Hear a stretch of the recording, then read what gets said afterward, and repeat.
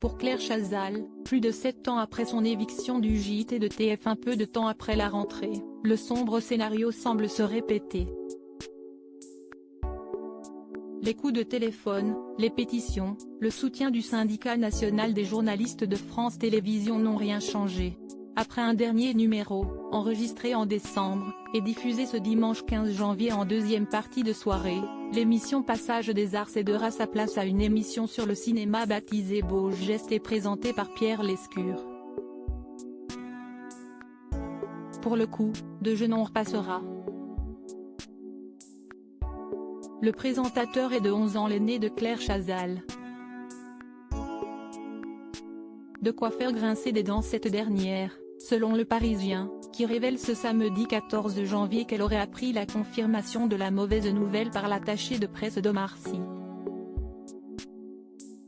Le comédien en pleine promotion du film Tirailleurs aurait été invité à la même heure sur la même chaîne mais pour 2 émissions différentes. Elle aurait alors compris que c'était plié ou du moins que quelque chose se tramait. Le 30 novembre, fin du suspense, l'annonce tombe et la pilule à avaler pour Claire Chazal qui réagit ainsi auprès de Télérama, c'est brutal. Et c'est un grand sentiment d'injustice. Je n'ai absolument pas vu le coup venir.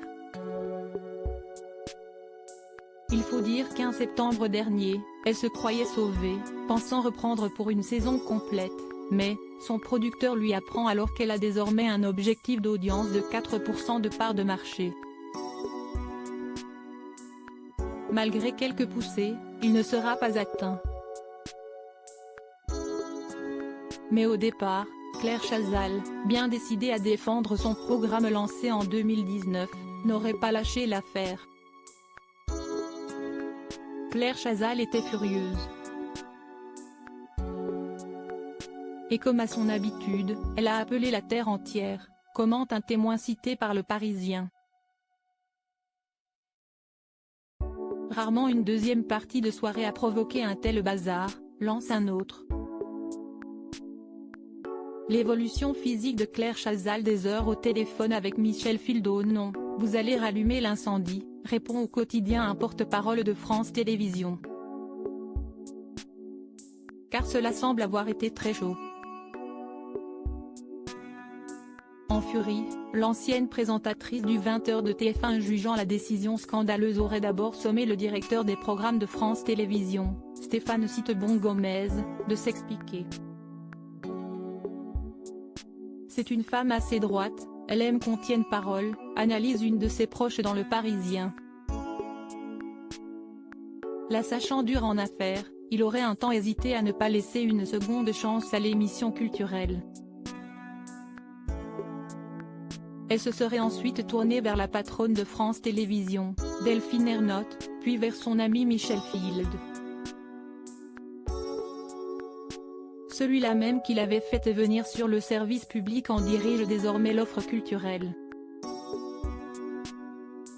Même s'il aurait passé des heures avec elle au téléphone, cela n'aurait rien changé.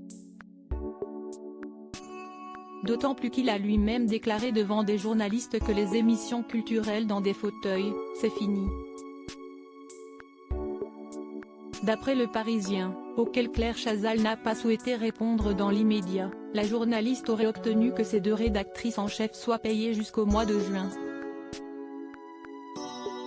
Il lui reste la présentation du Grand Échiquier sur France 3 dont 3 numéros sont attendus prochainement. Saura-t-elle s'en contenter? Article écrit en collaboration avec 6 médias Crédit Photo, Capture France 2.